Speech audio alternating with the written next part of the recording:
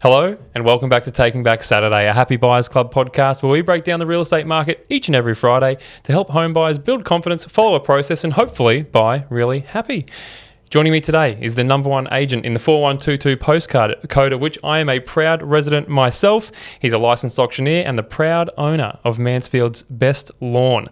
From Ray White Mount Gravatt, James Austin. Welcome, my friend. Thank you. Thanks for having me on. Is this your first ever podcast appearance? It is. Yeah. You're definitely the sharpest dressed podcast guest we've ever had on the show. So for that, thank you. I feel severely underdressed. Anyway, mate, hot topic straight off the top.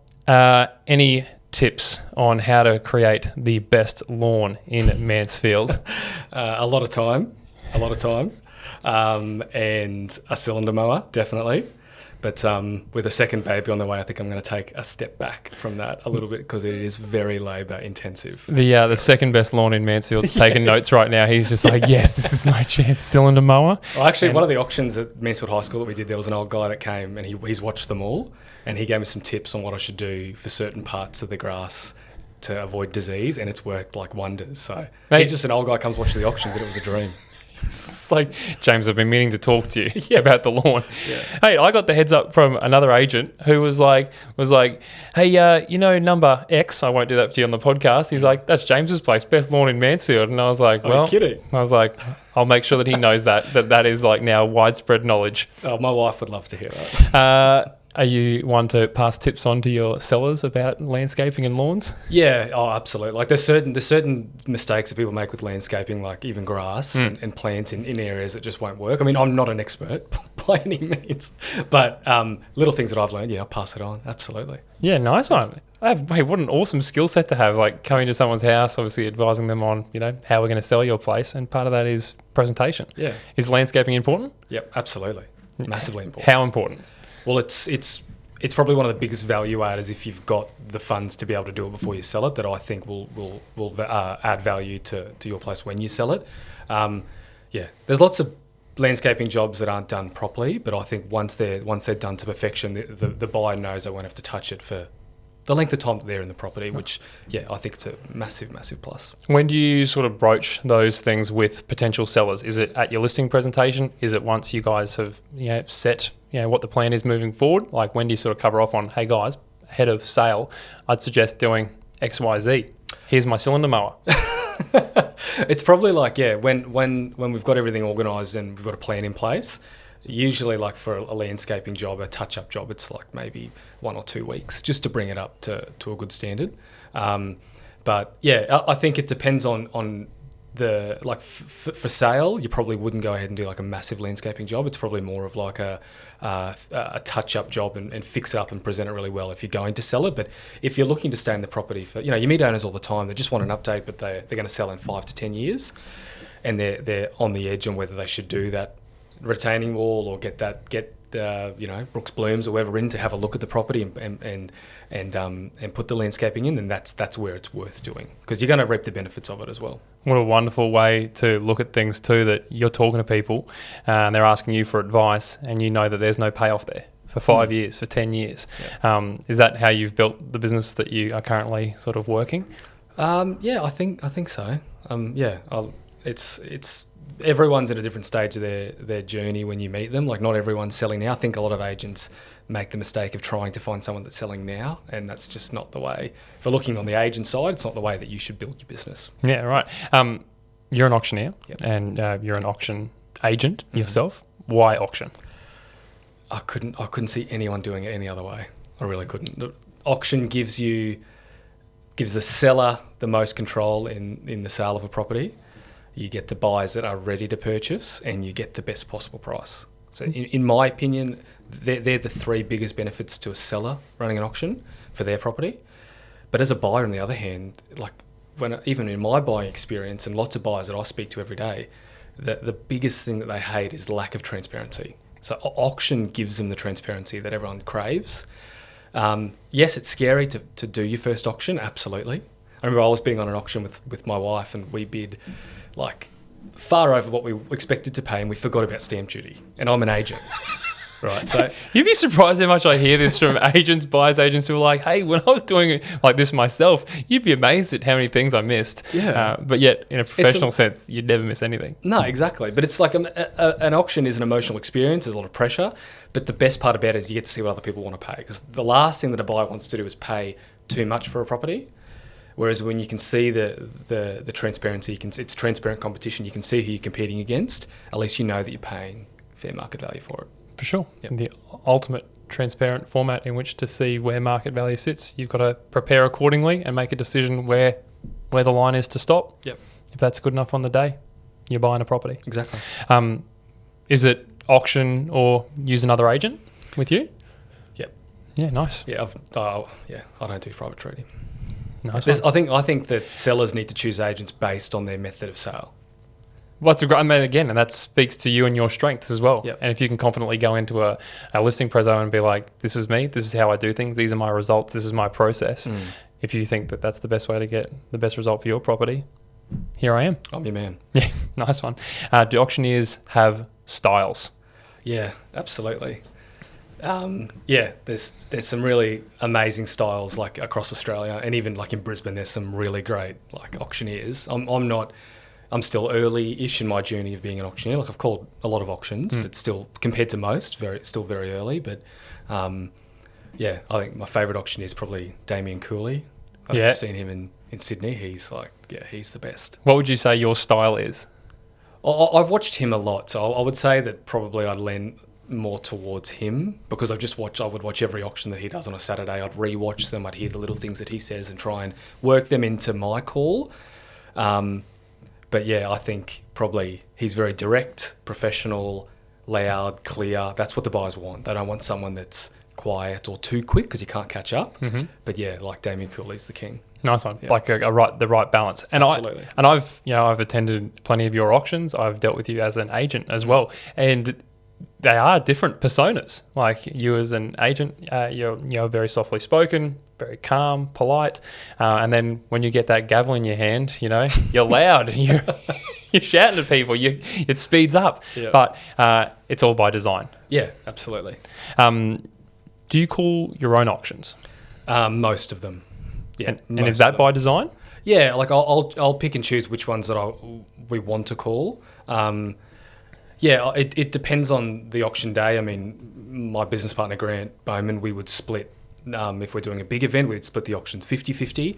I try to call most of mine, but sometimes there are owners that need me to be with them during the auction so that they want me next to them, which is when I won't call it. Some owners that are interstate or are happy for me to be up there, then I will call it. And I think the biggest benefit is that I know who the buyers are on the floor, so I can work them in a way that other auctioneers can't. Okay, because that's right. Like an auctioneer on the day is there to get a deal done, and they're often the conduit between seller, buyer, selling agent, that sort of thing. Yeah. You're just cutting out the middleman to some extent. Yep.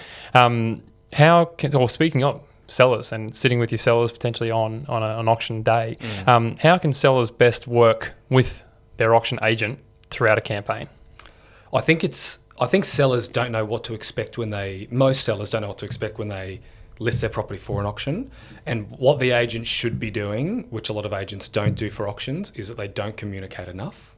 So the seller should be communicated with twice a day. Twice a day, That's every what single I do, day. Every single day. Mate, that is what I do. absolute music to my ears. Yeah. And you would be astounded as to how rare that actually is. We're big proponents of that as well. That daily communication is just the standard. That is just a non-negotiable. Even with no news, there is news. That's the news. The news is that there is no news. Yeah. So twice a day contact, 6 days a week? Don't tell me you're doing Sunday's a lawn day. Unless there's something like important. But 6 days a week, twice a day. And I think that's how an owner can be more prepared at auctions. Actually, it's part of the agent's role is to communicate with their vendor, to update them on what's happening. But it swings and roundabouts. If the agent does that and the owner feels comfortable, the buyers aren't wasting their time coming to a property where the owner doesn't know where the market's sitting. So I think that a good auction agent is someone that communicates with both buyers and sellers at the same rate. So our buyers get called 3 times a week, whether they like it or not. Mm-hmm. And it's because if they change their mind, well, they've got all the information they need to come and buy it. Yeah. But I think some agents will run an auction like a private treaty. They won't speak to the buyers enough. They won't speak to the sellers enough. And expect that on the day a miracle is going to happen. And the buyers get annoyed because they've come and registered and now they can't buy it and the owner's up here and the buyers are here. Like it's more about educating both sides of the equation, getting the most for the vendor, which is the agent's job. And then of course there's the roles like buyers agents that we'll have in coming in between the agent and the buyer. So like I think it all sort of swings and roundabouts. Yeah. So it all comes down to communication. Absolutely. And so if I'm a buyer looking to buy at a James Austin property, I should expect to hear from you 3 times a week. Yes, absolutely.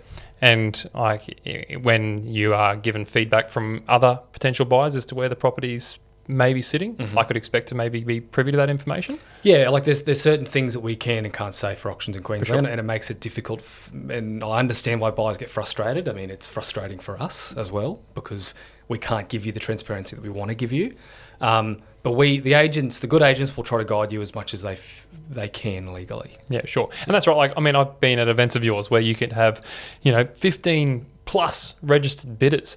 There's obviously people in there that think they're getting a steal. There's others there that are probably more aligned with the market. Yeah. How do you go managing sort of 14 underbidders?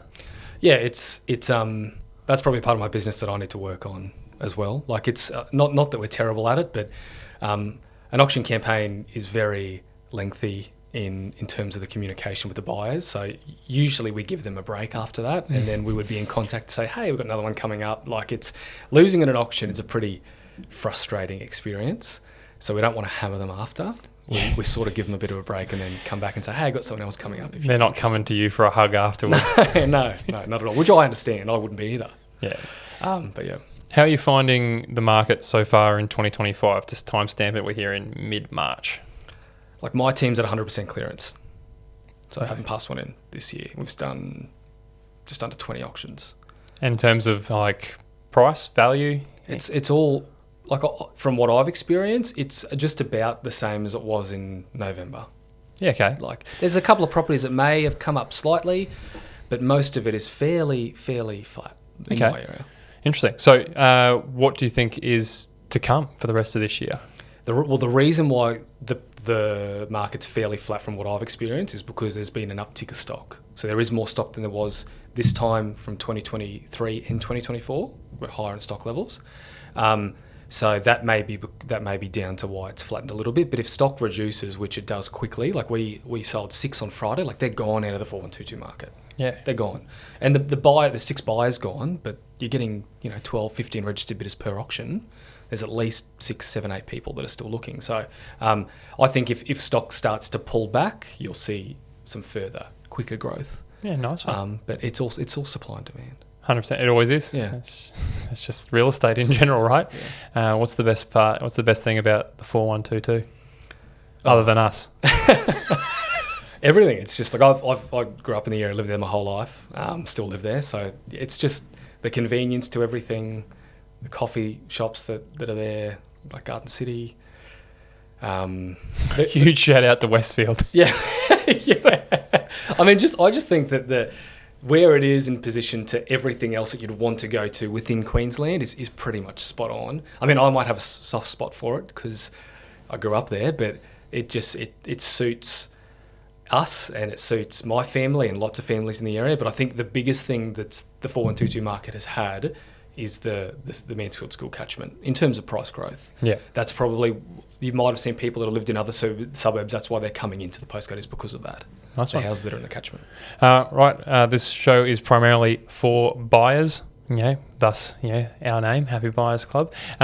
What's your one tip for buyers this weekend, other than buying a James Austin property?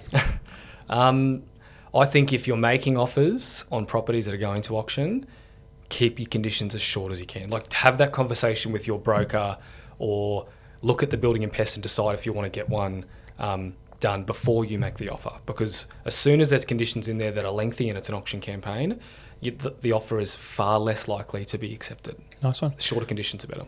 Mate, thank you so much. I promised you 15 minutes. That's 14 minutes and 30 seconds. Sweet. James, you're an absolute legend. That is James Austin from Ray White Mount Gravatt. I'm Chase. Cue the song. Thank you.